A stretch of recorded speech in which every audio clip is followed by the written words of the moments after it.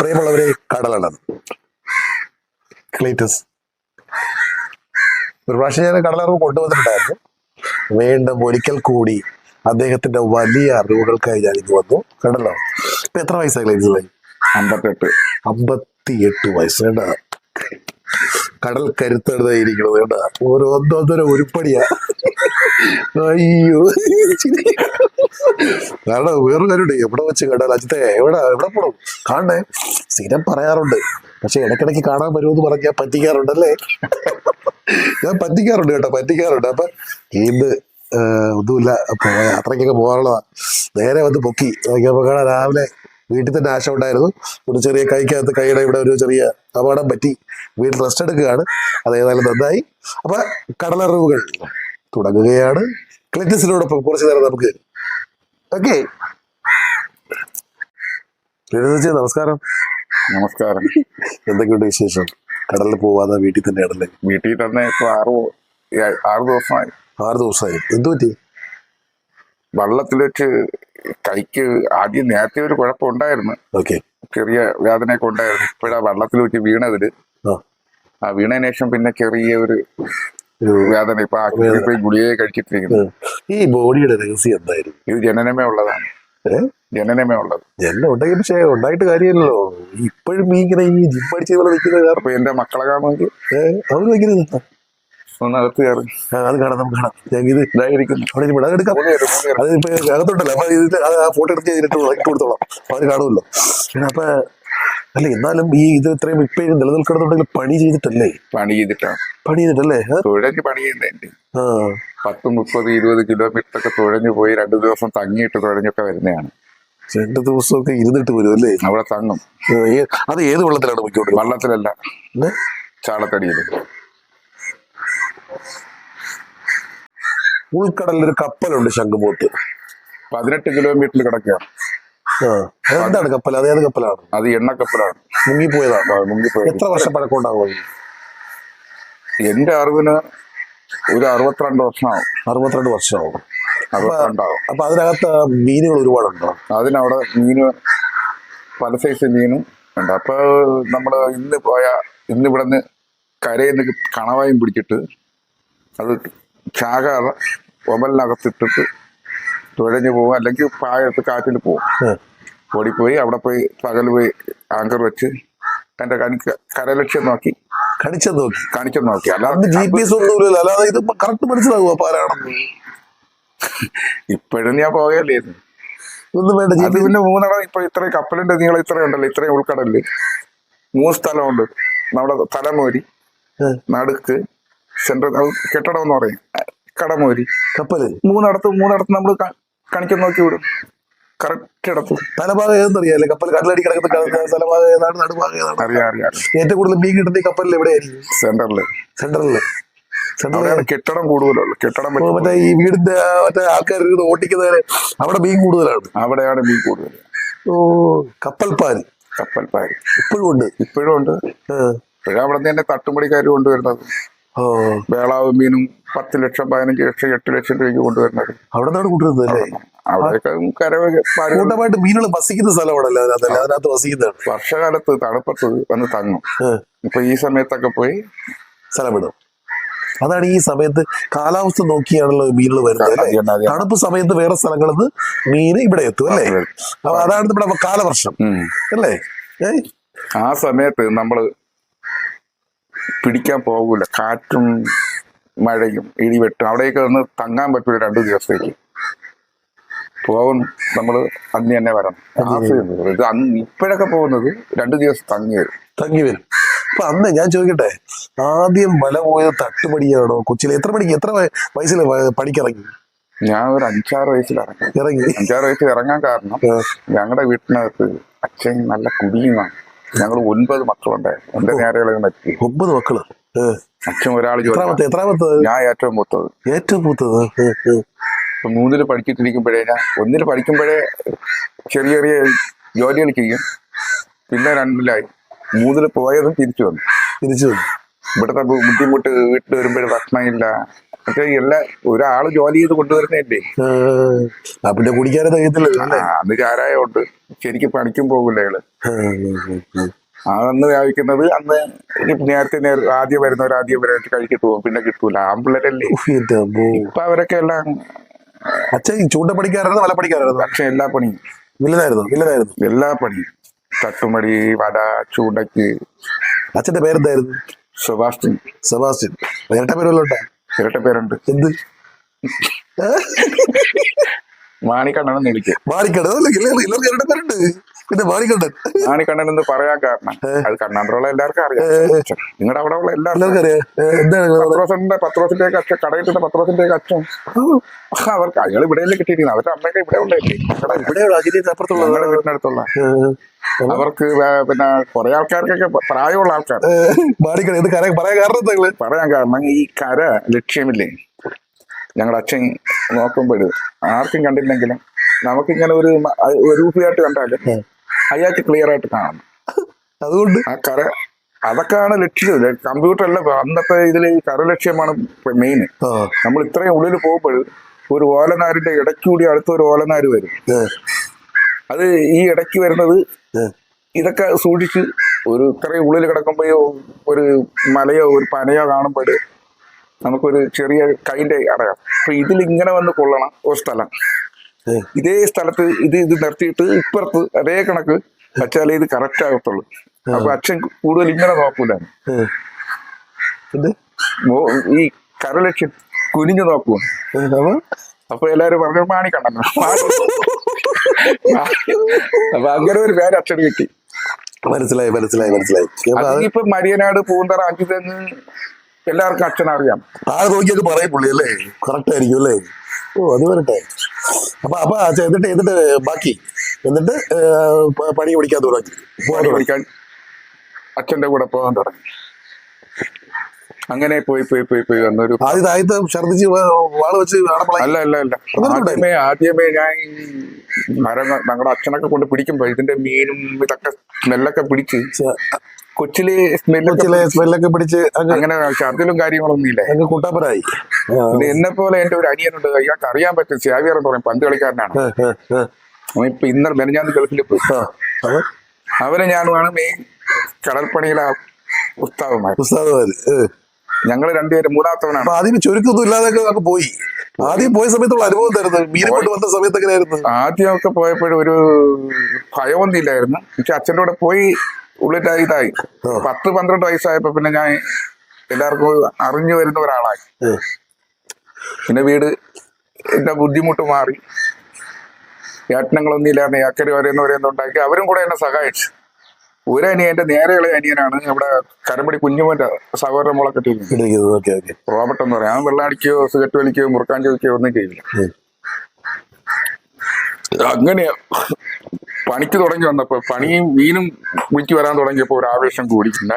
ഇത് തന്നെ ശരിക്കും ഞാൻ മണ്ണിൽ ഉറങ്ങിയിട്ടില്ല, കര ഉറങ്ങിയിട്ടില്ല. ആ സമയത്ത് കടലെത്തിട്ട് 2 ദിവസമൊക്കെ 3 ദിവസമൊക്കെ മരത്തിലേക്ക് കിടക്കുന്നുണ്ടാ ചാളത്തടിയില്. അയ്യോ, എന്തായിരുന്നു അങ്ങനെ? വീട്ടിലെ ബുദ്ധിമുട്ടും പ്രാരാബ്ദങ്ങളും പൈസ ചിന്തല്ലേ, പൈസ എന്നുള്ളതല്ലേ ജോലി. ഞാൻ പോയിട്ടുണ്ടെങ്കിൽ ഞാൻ എന്റെ അച്ഛനുണ്ടായ സമയത്ത്, അച്ഛൻ ഇപ്പൊ 34 വർഷമായി, വെള്ളം അടിച്ച് തൂങ്ങി മരിച്ചു. വെള്ളം അടിച്ച് തൂങ്ങി മരിച്ചതിന് ശേഷം പിന്നെ ഭാരവാറ്റം കൂടി. അന്ന് എനിക്ക് നല്ല 22 വയസ്സായി. ഞാൻ ഒരു പ്രാവശ്യം ഗൾഫിൽ പോയിട്ട് വന്നതിന് ശേഷം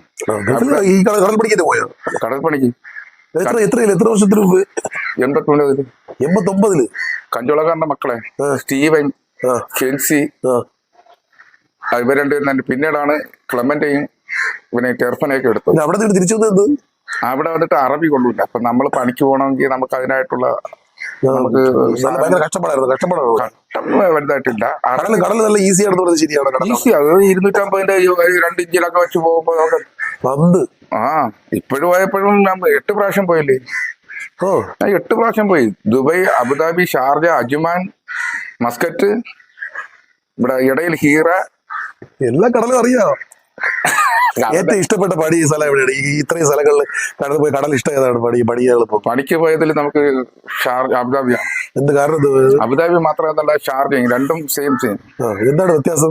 വ്യത്യാസം നമ്മൾ ഉദ്ദേശിക്കുന്ന പൈസകൾ ഒരാഴ്ച പണിക്ക് പോകാതെ ഒരു ദിവസം ഇരുന്ന് കയറുമ്പോൾ ചിലപ്പോൾ 50,000 കിട്ടും, 25,000 കിട്ടും, 1 ലക്ഷം രൂപ കിട്ടും, 2 ലക്ഷം രൂപ കിട്ടും ഒരു ഒറ്റ ദിവസം. പണി എളുപ്പമാണ് അവിടെ, പണി എളുപ്പം, എല്ലാ സിസ്റ്റങ്ങളുണ്ടല്ലേ അല്ലേ? അങ്ങനെയുള്ള അറബികളുടെ കൂടെ പോകണം. അവര് പണിക്ക് പോകണമെന്നുള്ള ഒരു ആവേശത്തോടെ ഒരേ സാധനങ്ങൾ ഉണ്ടാക്കി വെച്ചിരിക്കും.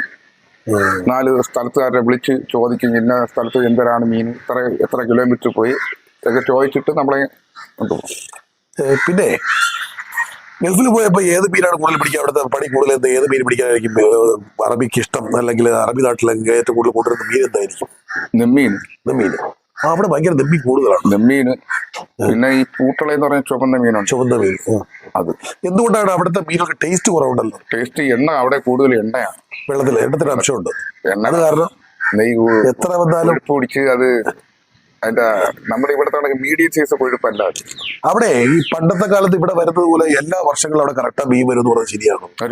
അതെന്താ അങ്ങനെ? അതെന്താന്ന് വെച്ചാ ഇത് ഉൾക്കടലില് അടുത്തടുത്ത രാജ്യത്ത് മീൻ പിടിക്കൂല. ഇപ്പോഴാണ് പിടിക്കാൻ തുടങ്ങിയത്.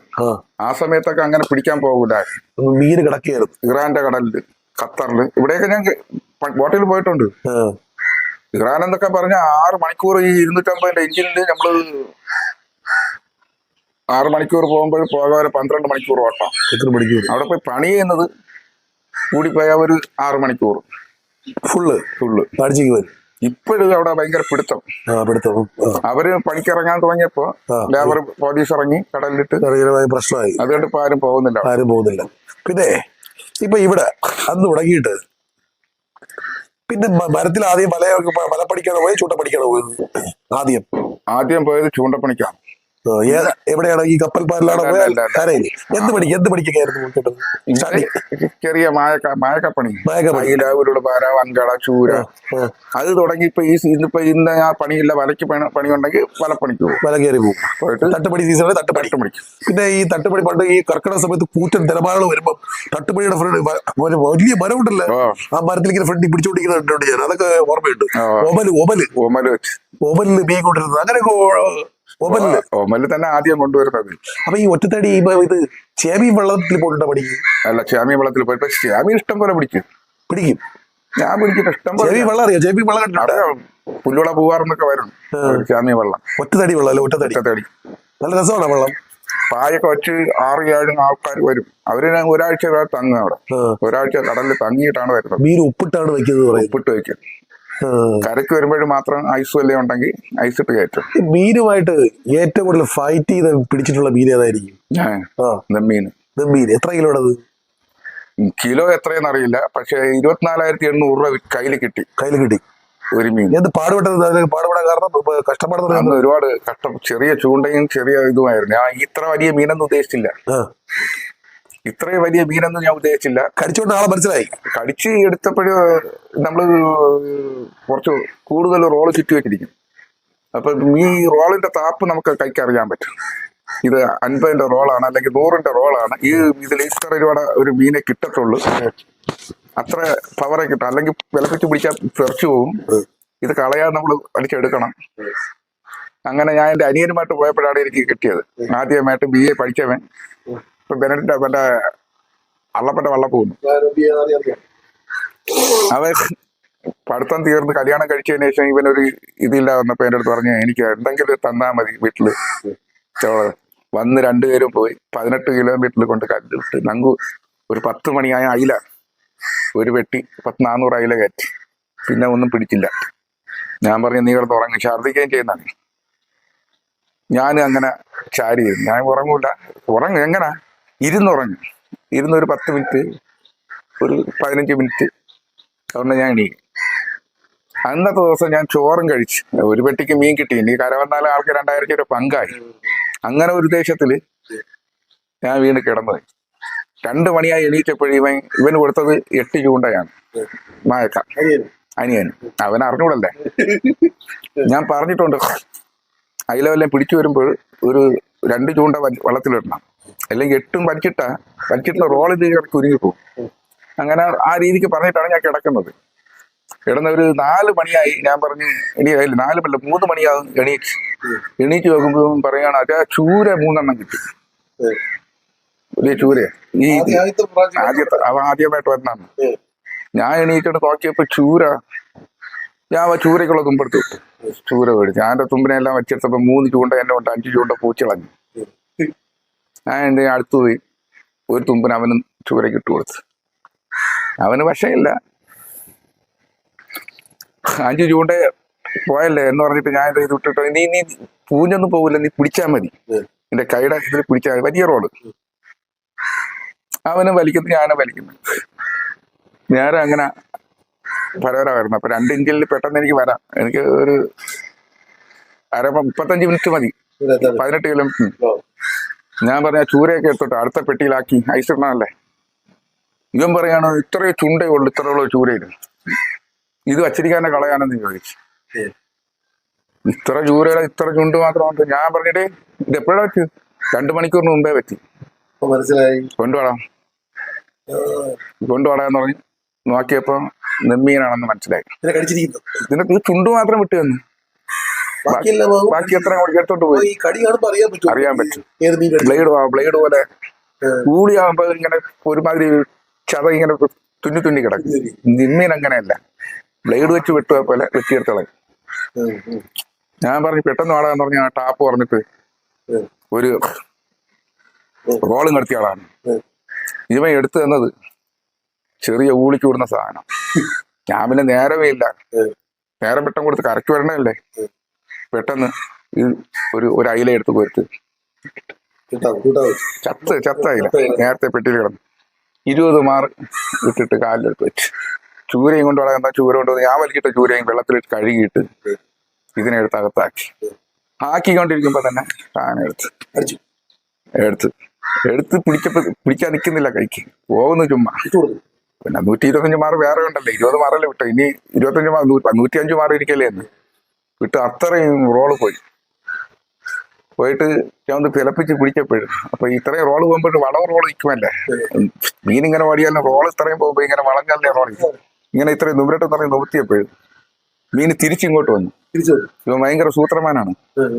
അത് ശ്വാസമുള്ളവർക്ക് ഇത്രയും റോള് വലിക്കണമെങ്കിൽ നമ്മള് പെട്ടെന്ന് എച്ചിപ്പോവും. മീൻ വലിച്ച് പറ്റുമെന്ന് ഒരു 10 മാറ് പോലെ കൈക്ക് നല്ല ബലമായിട്ട് ഓടി. ഞാൻ പറഞ്ഞു 2 കൊഴുത്തുവട്ടിയുണ്ട് മീനെ മാറ്റുന്ന. ഞാൻ പറഞ്ഞു പെട്ടെന്ന് 2 കൊഴുത്തുവട്ടി എടുത്ത് വെളിയിലേക്കാം, എടുത്തിട്ട് കമ്പും എടുത്തിടാന്ന് പറഞ്ഞു. അടിക്കാൻ മീൻ കറങ്ങി വന്ന് മീനെ കണ്ടപ്പോ ഞാൻ ഒരുമാതിരി ആയിപ്പോയി. മീനിന്റെ വലിപ്പം കണ്ടിട്ട് എന്റെ യാക്കറ്റ് നോക്കണം. നമ്മള് മീനെ മാത്രം നോക്കണം. നമ്മുടെ 9 നമ്പർ കൊച്ചു ചൂണ്ട ഊളിച്ചു വിടുന്നത്. ഒരു അരമണിക്കൂർ പോലെ കറങ്ങി ഓടയും കറങ്ങി. ഞാൻ പിടിക്കുന്നില്ല, ഇതിനെ എങ്ങനെയെങ്കിലും തൂക്കണം എന്നുള്ള ഒരു മൈൻഡ്. പിടിച്ചു കഴിഞ്ഞാൽ പൊട്ടും. പിടിച്ച പിന്നെ എടുക്കുമ്പോഴും വിട്ടുകളയുന്നു, വരുമ്പോഴും വരുന്നത്. അങ്ങനെ കറങ്ങി തളർത്തി. അവനെയും തളർത്തി, ഞാനും തളർന്നു.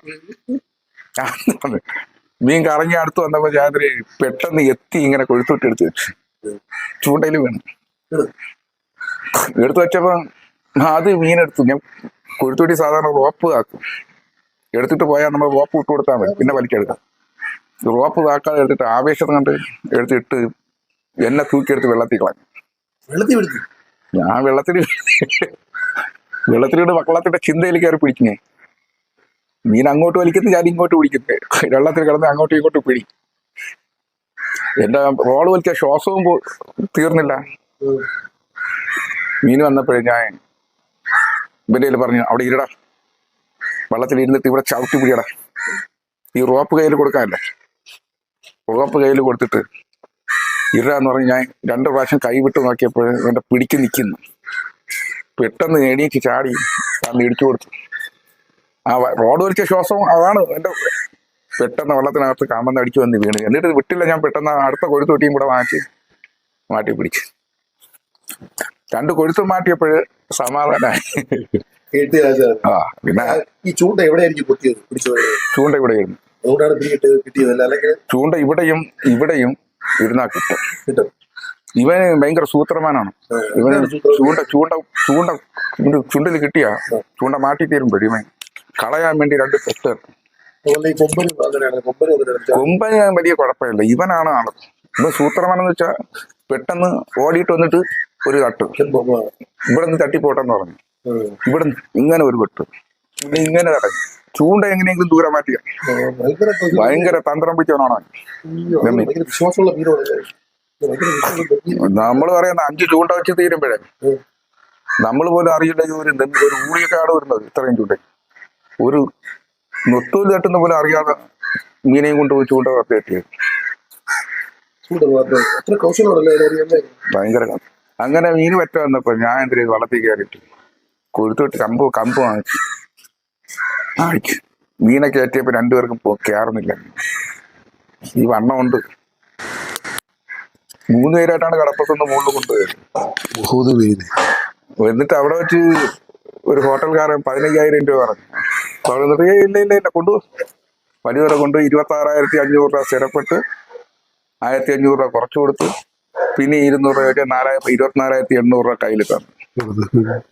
ഇനി അതേ കണക്കൊരു മീൻ ഇതുവരെ ഞാൻ കൊണ്ടുവന്നിട്ടില്ല. ഇനി കൊണ്ടുവരൂല എന്ന് പറയുന്നില്ല, കൊണ്ടുവരും.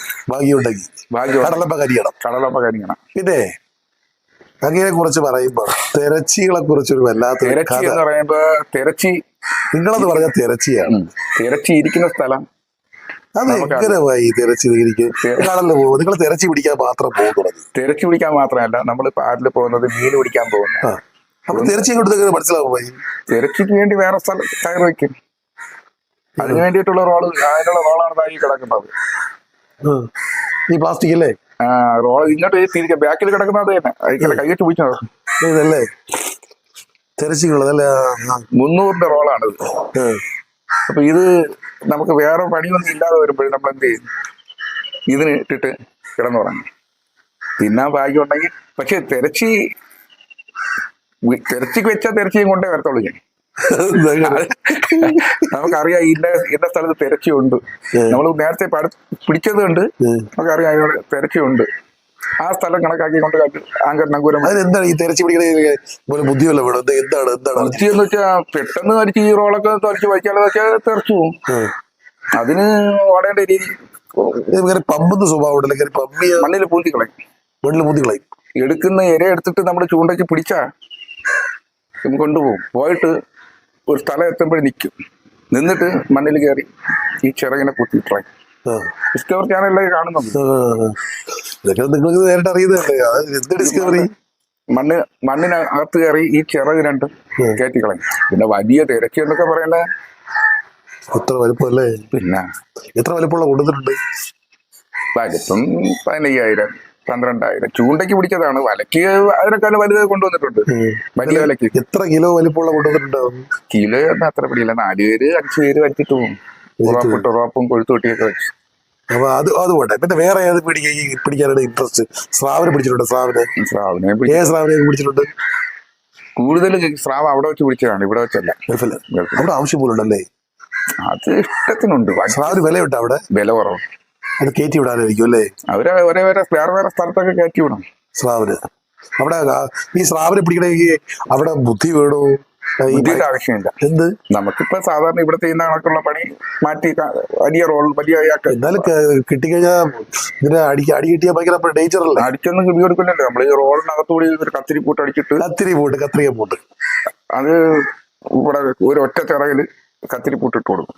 കഴുത്തിനിട്ടിട്ട് ഈ ഇവിടത്തെ പറക്കില്ലേ അതിനകത്തുകൂടി ഇട്ടിട്ട് തൂക്കി പിടിച്ച് അണിയത്തോട്ട് ചുറ്റി പിടിച്ചിരിക്കും. കുറച്ചു നേരം വരെ അടിക്കും കിടന്ന് അടിക്കടിക്ക് അതിന്റെ ശ്വാസം തീരും. വെള്ളം തല നനയാതെ പൊക്കി തൂക്കി കെട്ടും. അങ്ങനെയാണ് ഈ തിരച്ചി അങ്ങനെ തന്നെ ചെയ്യുന്നത്. ഞാൻ അടിക്കൂല. തിരച്ചു വന്ന് തീരുമ്പോഴും മുള്ളും അടിക്കൂല. തിരച്ചു വന്ന് തീരുമ്പോഴും കൊഴുത്തുകെട്ടിക്ക് പിടിച്ചിട്ട് കണ്ണിൽ കൂടി ഉറപ്പ് ചരച്ച് കൊഴുത്ത് കെട്ടിയിട്ട് കൊണ്ട് അണിയത്ത് ഉള്ള ഫുൾ വെള്ളത്തിൽ തൂക്കി ചുറ്റിയിടും. കുറച്ചു നേരം കഴിയുമ്പോ അത് പിന്നെ വലിച്ചു കയറ്റി.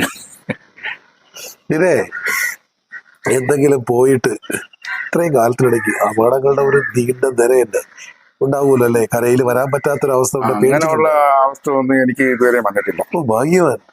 ഇതുവരെ വന്നിട്ടില്ല. മുൻകൂർ നമുക്ക് കാറ്റിന്റെ ഇത് അറിയുമ്പോഴും നമ്മളവിടെ തങ്ങൂല, തപ്പിക്കളയും. അറിയാല്ലേ? അത്യാവശ്യം പ്രകൃതിയെ കുറിച്ചല്ലേ സീരിയൽ കിട്ടുമല്ലേ? സീരിയൽ കിട്ടും. നമുക്കറിയാം. സ്ഥിരം ഇത് ചില അറിയാത്തവരാണ് ഇത് അബദ്ധത്തിലേക്ക് എന്ത് പിടികൊടുക്കുന്നത്. അന്നത്തെ പണി വേണ്ടെന്ന് പറഞ്ഞാണ് വരാൻ തോന്നിയ നമുക്കറിയാം ഇന്നത്തെ ഈ പണി വാക്കല്ല. അന്ന് നമ്മുടെ മണ്ണ പെട്രോളും എല്ലാം നഷ്ടം. ഇത് ഇന്നില്ലെങ്കിൽ നാളെ പിടിക്കും. ഓക്കി സമയത്ത് സുനാമി സമയത്തൊക്കെ ഉണ്ടായിരുന്നു. ആ സമയത്ത് പോയിട്ട് തിരിച്ചു വന്നു. അപ്പൊ സുനാമിയിലില്ല, ഹോബിയിൽ. ഓക്കിയില് സത്യം പറഞ്ഞാല് നമുക്ക് ഏറ്റവും കൂടുതൽ പ്രകൃതി അറിഞ്ഞ് ജീവിക്കുന്ന നമ്മൾ തന്നെ അല്ലേ? നമ്മളെ തന്നെ ഓരോ ചലനവും വെള്ളത്തിന്റെ നമുക്ക് ഒരു ഭാഗത്തുനിന്ന് കാറ്റ് വന്നിട്ടിരിക്കും. ആ കാറ്റ് പെട്ടെന്ന് പിന്നെ സ്റ്റോപ്പായിട്ട് അടുത്ത വാക്കുന്ന വരികയാണ്. ആ വരുന്നത് ഇത്തിരി ശക്തമായിട്ട് വരുന്നു. ആ സമയത്ത് അത് വർദ്ധിക്കുന്നതിന് മുമ്പ്, കാറ്റ് മൂത്ത് വരുന്നതിന് മുമ്പ് ഇടിമിന്നൽ വരുമ്പോ വിശ്വാസികളായ നിങ്ങൾ ക്രിസ്ത്യാനികൾ ഒരു ജപം ചൊല്ലും. എന്താണ് ചൊല്ലുന്നത്? ഈശോ മറിയ അവസ്ഥയത്തെ ഞങ്ങളെ രക്ഷിക്കണേ എന്നുള്ളത്. അങ്ങനെയൊക്കെ മിക്കവരും രാജാക്കന്മാരുടെ രാജാവായ മിശിഹാ ഈശോയെ പെട്ടെന്നുള്ള ആപത്തിൽ നിന്ന് ഞങ്ങളെ കാത്തുരക്ഷിക്കണം എന്ന് പറയും അല്ലേ? അങ്ങനെയൊക്കെ അല്ലേ? ഏറ്റവും കൂടുതൽ ഇടിയും മിന്നലും മഴയുടെ പവർ അറിയണമെങ്കിൽ കടലിൽ തന്നെ പോട്ടെ. കടൽ തന്നെയാണ്. എന്നുവെച്ചാൽ ഒരു പ്രകൃതിയിലെ ഒരു തെങ്ങോ ഓലയോ ഒന്നും ഇല്ലല്ലേ, നമുക്കെല്ലാം ഫ്രീ ആയിട്ട് കിടക്കുന്നുണ്ട്. ആവശ്യമായിട്ട് ലൈഫിൽ വരും നമ്മളെ നേരിൽ. നമ്മൾ കുനിഞ്ഞ് കളയും, പ്ലാസ്റ്റിക് മൂടി അകത്തിരുന്ന് കളയും. ഇതൊക്കെയല്ലേ എന്തല്ലേ ലൈഫിൽ ബാത്റൂമിൽ പോകുന്ന അല്ലേ? സത്യം പറഞ്ഞാല് വെള്ളവുമായിട്ടല്ലേ നമ്മള് വെള്ളത്തിലാണ് കൂടുതലും അല്ലെ? നിങ്ങൾ കൂടുതലും വെള്ളത്തിലല്ലേ ക്ലീറ്റസുമായി ജീവിച്ചത് അല്ലേ? വെള്ളം അല്ലേ? പക്ഷെ വിശ്വാസം വലുതാണ്. ഇവിടെ വിശ്വാസം, നമുക്കൊരു വിശ്വാസം പോയി തീരുമ്പോഴും, കാറ്റിന്റെ ഇത് കഴിയുമ്പോഴും, മഴയുടെ ഇത് വന്നാലും നമുക്ക് വല പോയി തീരുമ്പോഴും പിന്നെ 2 മണിക്കൂർ 3 മണിക്കൂർ വല വലിക്കാൻ സമയമുണ്ട്. ആ സമയത്ത് വലിയ ബുദ്ധിമുട്ടാണ്. പിന്നെ നമ്മൾ വേറെ കൂലിക്ക് പോകുന്നതാണെങ്കിൽ നമ്മൾ അവനെയും നോക്കണം. കര വരുമ്പോഴാണ് സ്വന്തമായിട്ട് വള്ളമൊന്നുമില്ല അല്ലേ? ഇല്ല, നേരത്തെ വള്ളം 2 വള്ളം 2 എഞ്ചിനൊക്കെ ഇവിടെ ഇരിപ്പുണ്ടല്ലോ. വള്ളം നേരത്തെ 2 ഉണ്ടായിരുന്നു. മതിയാക്കി കൂലിക്ക് പോകുന്നു. കൂലിക്ക് പോകുന്ന പിള്ളേരൊക്കെ ആയത്. മക്കൾ എന്ത് ചെയ്യുന്നു? മൂത്ത ആളെ എയർപോർട്ടിനകത്ത് MBA പഠിച്ചതാണ്. സ്കാനറായിട്ട് കയറി. പിന്നെ ഒരു മോൻ ഡോക്ടറായിട്ട് PG ചെയ്തോണ്ടിരിക്കുന്നു. അത് വരട്ടെ. അതിന്റെ ഒരാള് പള്ളിയിൽ അച്ഛനായിട്ട് ഉടുപ്പിട്ട് ഇപ്പൊ ആലുവയില്ലേ കപ്പൂച്ചൻ സമയമാണ്? ഏത് സമയമാണ് ഇപ്പൊ? ഞങ്ങളുടെ കഴിഞ്ഞ മാസം വന്നിട്ടുണ്ട് 10 ദിവസത്തേക്ക്. ക്രിസ്മസ് ജനുവരി. അപ്പൊ സന്തുഷ്ടരാണ് 3 മക്കളും അല്ലേ? കല്യാണം കഴിഞ്ഞ 3 ഇല്ല 3 പേരും കഴിഞ്ഞില്ല. ഒരാൾ 29 ആയി, ഒരാൾ 28 ആയില്ല, ഒരാൾ 24 ആയി. സന്തുഷ്ടം. മക്കളെ പഠിപ്പിക്കുക കോട്ടയൊക്കെ നമ്മുടെ കഴിവ് അല്ലേ? മക്കളെ വലിയ ഇതിലാക്കി. അപ്പൊ ഈ മക്കളെ അച്ഛന്റെ ഇപ്പൊ വീരസാഹിത്യങ്ങളൊക്കെ അറിയാമോ? അച്ഛനാണെന്നും അച്ഛനോട് ഭയങ്കര സ്നേഹമാണ്. അച്ഛന്റെ കടലറിവുകളൊക്കെ അറിയാം അല്ലേ? ക്രിസ്മസിനൊക്കെ ഞാൻ കൊണ്ടുപോയിട്ടുണ്ട് കടലിലൊക്കെ. അവര് മീൻ പിടിച്ചിട്ടുണ്ട്. അവർക്ക് ഭയങ്കര ഇൻട്രസ്റ്റ് എല്ലാവരും കൊണ്ടുപോകും അല്ലേ? അന്നൊരു ദിവസം തന്നെയല്ലേ പോകുന്നത്. പോയിട്ട് കറങ്ങി അടിച്ച് മീൻ പിടിക്കുന്ന സ്ഥലം അവരുടെ ഹീറോയാണ്. എനിക്ക് ഒരു ആഗ്രഹം, ഞാൻ കഴിഞ്ഞ പ്രാവശ്യം വന്നപ്പോൾ ചോദിച്ചതാണ്, നമുക്ക് ഒരിക്കൽ പോട്ടെ? ഒരിക്കൽ പോകണം. ജനുവരിയിൽ പോകണം. ഇത് പിടിക്കാൻ കാലാവസ്ഥയൊക്കെ നല്ല. നമുക്ക് ഇത് പിടിക്കാൻ പറ്റും, തിരച്ചു പിടിക്കാൻ പോയ അന്ന് കിട്ടൂല. ചിലപ്പോ 2 ദിവസം പോകേണ്ടി വരും. 2ന്റെ അന്ന് ഉറപ്പ്. അതിന്റെ ഒരു മാറ്റമില്ല. അത് നമുക്ക് അറിയാമല്ലോ. അപ്പൊ ഇത്രയും വർഷം കൊണ്ട് നമുക്ക് 2 ദിവസം കിടന്ന് പിടിച്ചിട്ട് വരാൻ പറ്റില്ല. അങ്ങനെ കിടക്കേണ്ട ആവശ്യമില്ല.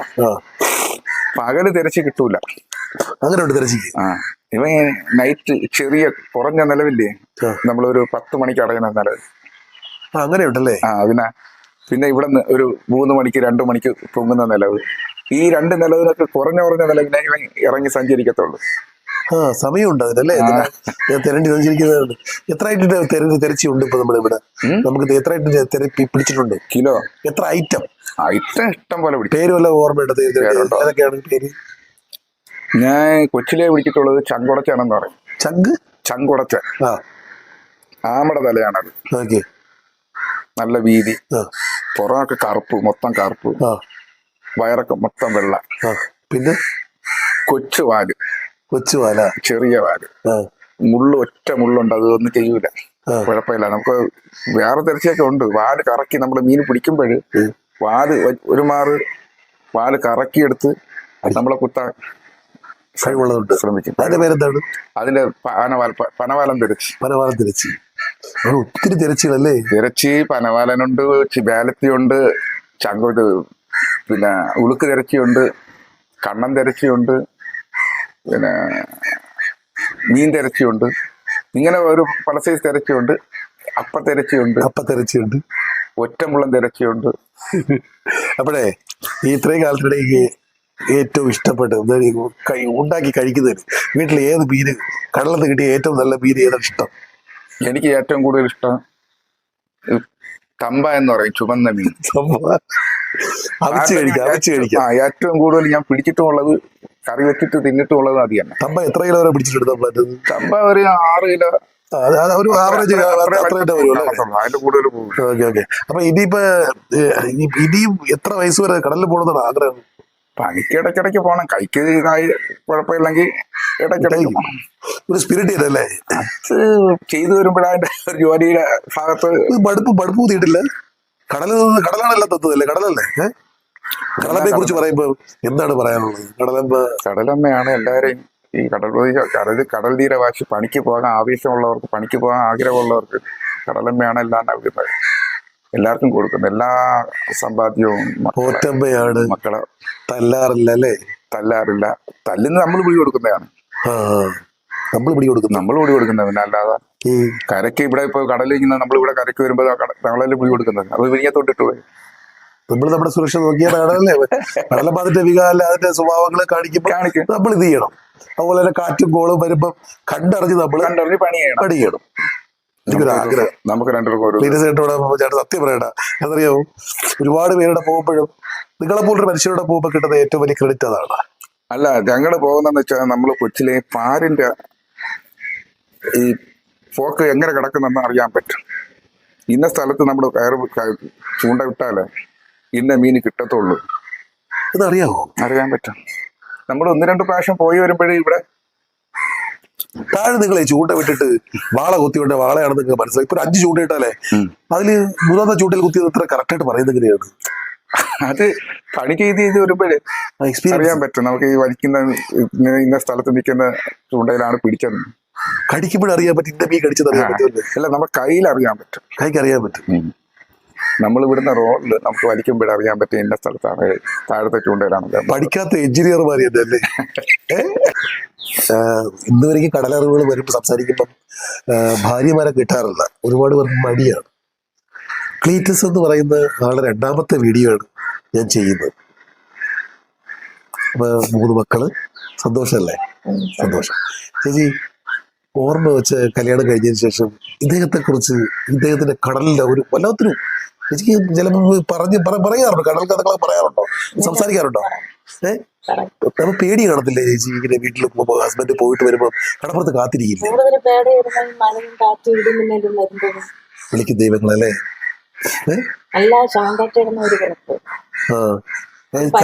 കര വരുന്നത് വരെ എപ്പോഴും ഒരു പേടിയായിരിക്കും അല്ലേ? അപ്പൊ ഈ കരയിൽ ക്ലീറ്റസ് വരുന്ന സമയത്ത് കഞ്ഞിവെള്ളവും കരിപ്പട്ടിയും അത് പണ്ട് അങ്ങനെ ചായ കൊണ്ടുപോകും. പണ്ടാണ് കരിപ്പട്ടിയും മറ്റും കൂടെ. ഇപ്പൊ അങ്ങനെയില്ല, ചായ ഇതും കൊണ്ടുപോകും. നിങ്ങൾ താമസിച്ച് വരുന്ന ദിവസം ഉണ്ടായിട്ടുണ്ടോ? അപ്പൊ എന്ത് ചെയ്യും? അപ്പൊ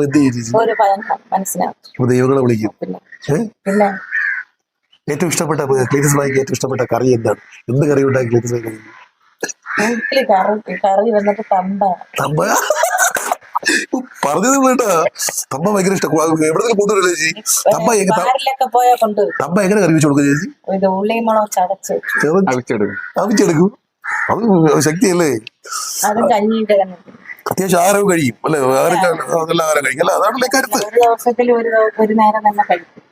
ഒരു നേരത്തെ കഴിക്കും. വേണമെങ്കിൽ മാത്രമേ രാത്രി കഴിക്കും. ഇല്ലെങ്കിൽ ഇല്ല. കടലിൽ കൊണ്ടുവന്ന് മിക്കപ്പോഴും തട്ടിക്കളയും.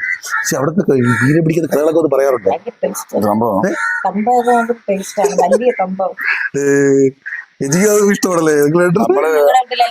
എന്റെ മക്കളും അവർക്കെല്ലാം ഈ അച്ഛന്റെ ഈ തമ്പ അവർക്ക് ടേസ്റ്റ് ദിവസമൊക്കെ ആകുമ്പോ ഒരു ക്ലാസ്സിന്റെ വീട്ടിൽ കാണുമല്ലോ, അപ്പോഴും അത് അടിച്ച് കിഴങ്ങും കഴിച്ച് കഞ്ഞിയും മട്ട് ശനിയാഴ്ച പലഹാരം കഞ്ഞി ഒരു 10 മണിയാകുമ്പോ ഉണ്ടാക്കുന്ന കഞ്ഞിയും കിഴങ്ങും രാവിലെ ഈ തമ്പാനും ആവശ്യം കൊടുക്കും.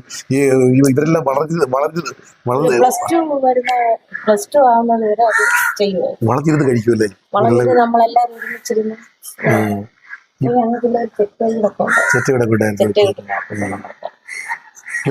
വളർന്ന മക്കള് പല വഴിയിൽ പോയി പിന്നെ കിട്ടൂല കിട്ടൂല. അതാ പിന്നെ ലീവിനൊക്കെ വരുമ്പോ വരുമ്പോ ആ ഒരു സന്തോഷമാണ് നിങ്ങളുടെ ഏറ്റവും വലിയ ഇത്.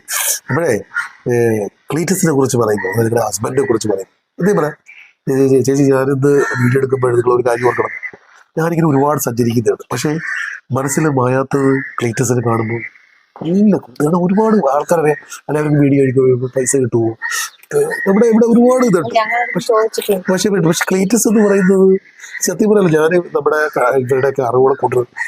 ഞാനും ഒരു ഭ്രാന്തനാണ്. കാരണം ഇപ്പൊ ഈ ചേച്ചി മനസ്സിലായി, ഇവർ സംസാരിക്കുമ്പോൾ ഒരു ക്ലീറ്റസ് എന്ന് പറയുന്നത് അത്ര ബഹുമാനം. എന്നെ കണ്ട അരിയാണ് വരുന്നില്ലേ, കാണാൻ വിളിക്കും, അങ്ങനെ പറയും ഇത് വരാത്തത് അല്ലേ, എന്തുകൊണ്ടാണല്ല. അപ്പൊ ഒരു വല്ലാത്തൊരു ആത്മബന്ധം. ചേച്ചിക്ക് ക്ലീറ്റസിനെ കുറിച്ച് എന്ത് പറയുമ്പോൾ എന്താണ്?